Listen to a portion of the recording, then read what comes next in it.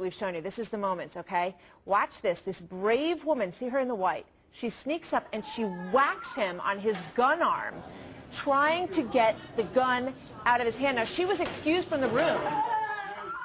Look at that struggle with Ginger Littleton. She says that she believes she's the one female member on this board, and she was allowed to leave. He let all the women leave the room. But she looped back around through that door. There she is again.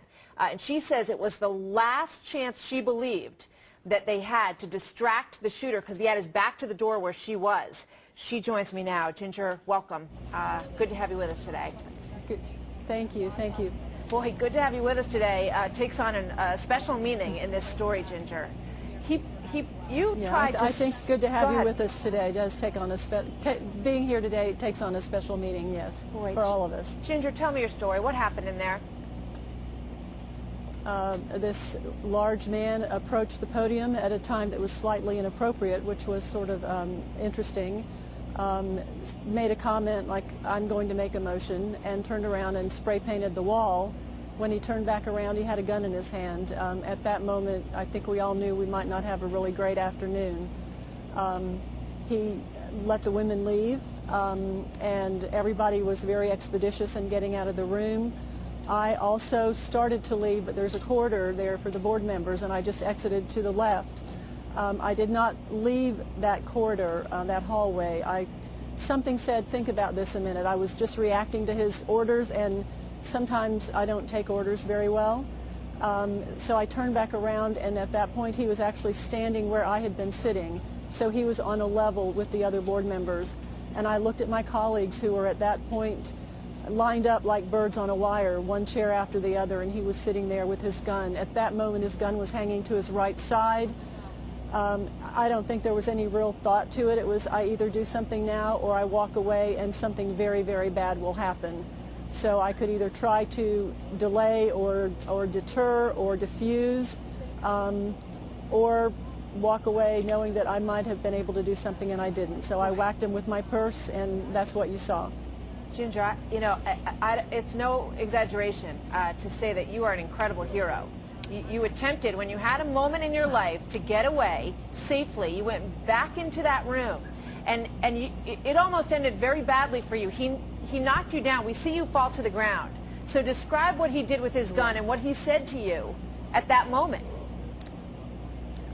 He swung around, and whether he knocked me or he just swung so quickly that I was pushed down.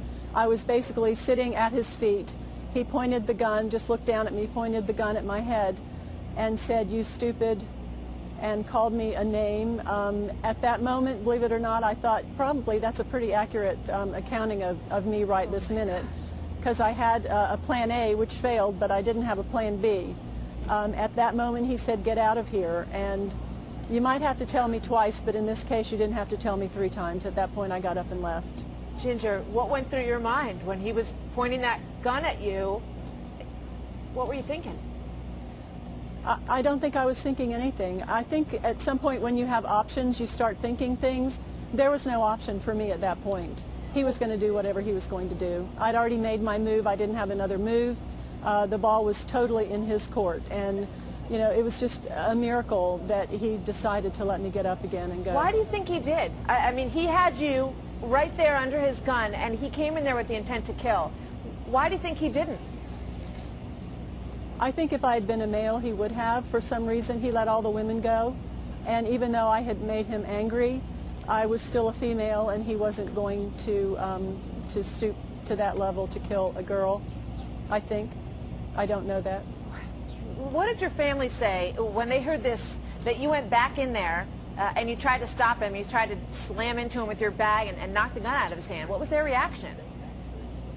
I have 3 wonderful, beautiful, smart daughters, and to each one said, "Mom, what were you thinking?"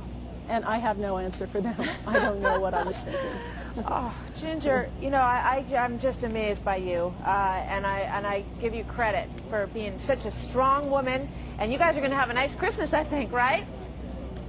We certainly are, but I do want to give credit to Mike Jones. Mike Jones took action. He's the one who did the initial shooting of the shooter. Without him, there would have been a lot of people dead. Yeah, he's the hero. He absolutely is, and you changed the dynamic in that room as well. And for you, you deserve the credit of hero as well, Ginger. Thank you so much. We wish you a Merry Christmas. Thank you so much.